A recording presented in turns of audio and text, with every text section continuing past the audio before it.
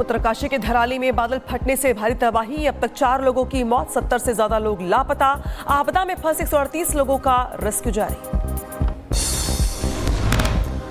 उत्तरकाशी के धराली गांव में बादल फटने के बाद तस्वीरों में कैद हुई खौफनाक तबाही। पहाड़ों से मलबे के साथ नीचे उतरती दिखी मौत। धराली गांव में बादल फटने के बाद पहाड़ से पानी के साथ मलबा भी आया नीचे। चंद सेकंड में घर, होटल और ढाबे मलबे में दबे। उत्तरकाशी में आई आपदा में मलबे में तब्दील हुआ पूरा गांव। हर तरफ नजर आए तबाही के निशान। आसमान में उड़ता दिखा धुएं का गुबार। उत्तरकाशी के धराली गांव में बादल फटने के बाद जान बचाकर भागते दिखाई दिए लोग। कोई दौड़ता तो कोई कार से भागता, कैमरे में कैद हुआ। धराली में आपदा के बाद का नया वीडियो सामने आया है। स्थानीय युवक ने शेयर की तबाही की तस्वीरें। वीडियो में पहाड़ों से सैलाब आने के बाद की तबाही दिखाई। उत्तरकाशी में सेना के साथ एनडीआरएफ, एसडीआरएफ और आईटीबीपी का रेस्क्यू ऑपरेशन जारी। राहत बचाव के लिए 160 पुलिसकर्मियों को भी तैनात किया गया। उत्तरकाशी त्रासदी की चपेट में आया सेना का कैंप। हर्षिल में आर्मी कैंप को भी नुकसान। 11 जवानों के लापता होने की खबर। 20 लोगों का रेस्क्यू किया गया है। सेना की कई गाड़ियां सैलाब में बह गई। उत्तराखंड में तेजी से बिगड़ते जा रहे हैं हालात। भयंकर भूस्खलन और बादल फटने से मची तबाही। मलबे में पटा दिखाई दिया हर्षिल आर्मी कैंप। आईटीबीपी ने 80 से ज्यादा स्थानीय लोगों को रिलीफ कैंप में पहुंचाया। आईटीबीपी के डॉक्टरों ने की आपदा प्रभावित लोगों के स्वास्थ्य की जांच। उत्तरकाशी के धराली गांव की तरफ जाने वाले रास्तों से हटाया जा रहा है मलबा। भीषण लैंडस्लाइड के बाद पहाड़ से लगातार गिर रहे हैं बोल्डर। क्रेन और जेसीबी की मदद से रास्ता साफ किया जा रहा है। रिपब्लिक भारत से बोले एनडीआरएफ के डीआईजी मोहसिन शहीदी। कहा ग्राउंड जीरो पर 24 घंटे तक जारी रहेगा ऑपरेशन। 3 टीमें स्थानीय प्रशासन के साथ राहत बचाव कार्य में जुटी हैं। उत्तरकाशी में खीरगंगा नदी में बादल फटने के बाद 20 से 25 होटल और होमस्टे तबाह हो गए। पानी के साथ बह गए सभी इमारतें। एसडीआरएफ, एनडीआरएफ और जिला प्रशासन का रेस्क्यू ऑपरेशन जारी। उत्तरकाशी के धराली में रास्ते पर लगातार गिर रहे पत्थर। बारिश की वजह से दरक रहे पहाड़। कई गाड़ियां फंसी। उत्तरकाशी में आई तबाही के बाद भटवाड़ी में सड़क बह गई। कई जगह सड़कों पर आई गहरी दरारें। आपदाग्रस्त जगह पर जाने का रास्ता पूरी तरह से बंद हुआ। उत्तरकाशी धराली हादसे में रेस्क्यू टीम तैनात। राहत बचाव में आईटीबीपी, एनडीआरएफ, एसडीआरएफ की टीम जुटी। 70 से ज्यादा लापता होने की संभावना। उत्तरकाशी हर्षिल मार्ग पर कई स्थानों में भूस्खलन के बाद रास्ते बंद हुए। मार्ग पर जगह जगह गिरे बड़े बड़े बोल्डर। सड़कें साफ करने के लिए जेसीबी मशीनों के साथ रेस्क्यू ऑपरेशन जारी है। उत्तरकाशी में आई आपदा पर सीएम पुष्कर सिंह धामी की नजर। रास्ते में जगह जगह गिर रहे हैं पत्थर। तेजी पर है राहत बचाव कार्य। धराली की तरफ जाने वाले रास्तों पर गिर रहे हैं बड़े बड़े पत्थर। रेस्क्यू टीम को ग्राउंड जीरो पर पहुंचने में हो रही है भारी परेशानी। उत्तराखंड के सीएम धामी उत्तरकाशी का दौरा करेंगे। बादल फटने से हुई तबाही का मुआयना उन्होंने किया है। राहत और बचाव कार्यों की समीक्षा की। उत्तरकाशी हादसे के बाद एक्शन में केंद्र सरकार। पीएम मोदी ने मुख्यमंत्री धामी से बातचीत की। उत्तरकाशी में राहत बचाव कार्य और हालात के लिए जानकारी, मदद का आश्वासन भी दिया। पीएम मोदी ने उत्तराखंड को हर संभव मदद का भरोसा दिया। रेस्क्यू ऑपरेशन में ना हो किसी भी तरह की कोताही। पीड़ितों तक मदद पहुंचाने में नहीं छोड़ेंगे कोई कसर, उन्होंने कहा। गृह मंत्री अमित शाह ने भी उत्तराखंड के मुख्यमंत्री धामी से बात करके ली हालात की जानकारी। आईटीबीपी और एनडीआरएफ की 3 टीमें उत्तरकाशी भेजी गई। कहा केंद्र सरकार हर मदद करेगी।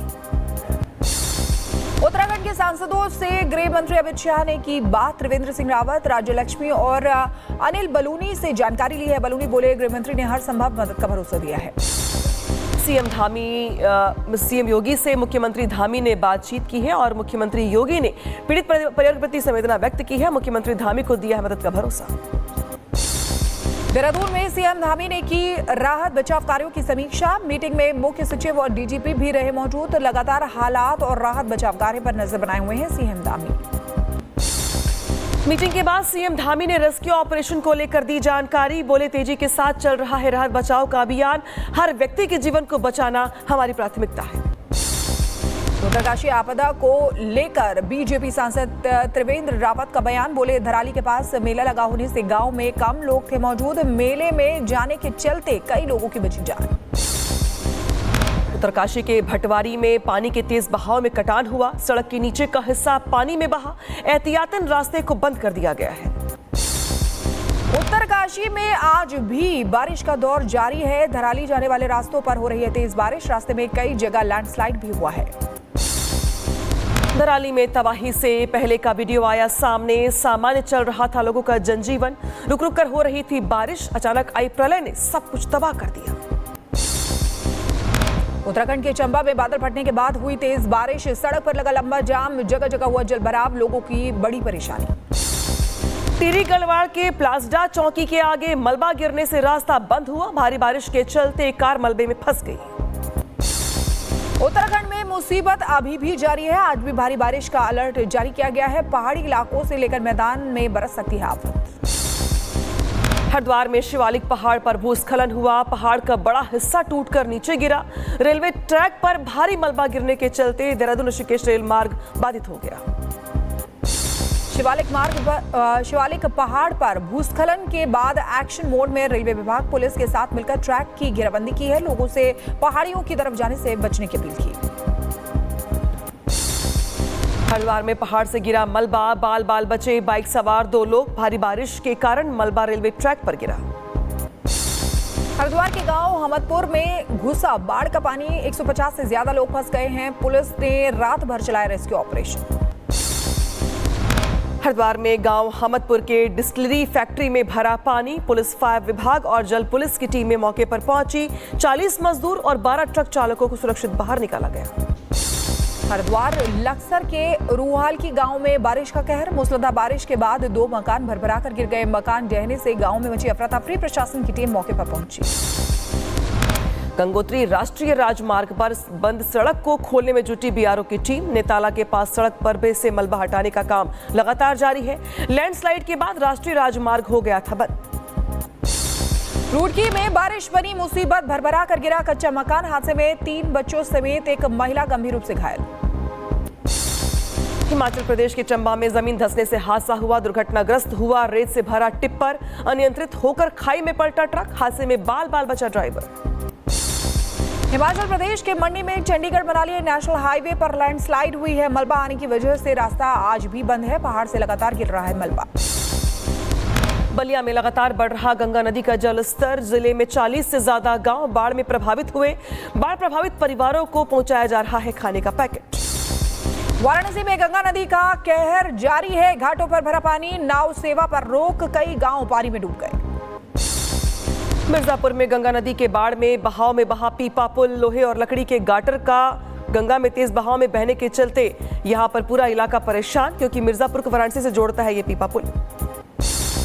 बहराइच में घाघरा नदी ने खतरे के निशान को किया पार। जिलाधिकारी ने गेज स्टेशन और बाढ़ चौकी का किया निरीक्षण। बाढ़ को देखते हुए जिला प्रशासन अलर्ट।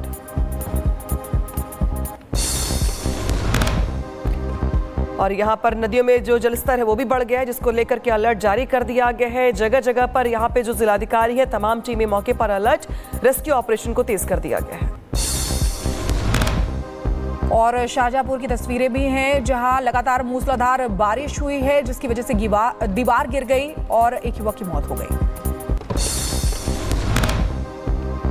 और मैनपुरी में भी जहां भारी बारिश के चलते एक दीवार गिर गई। दीवार गिरने की वजह से एक बच्चे की मौत हो गई है। मौके पर प्रशासन के लोग मौजूद।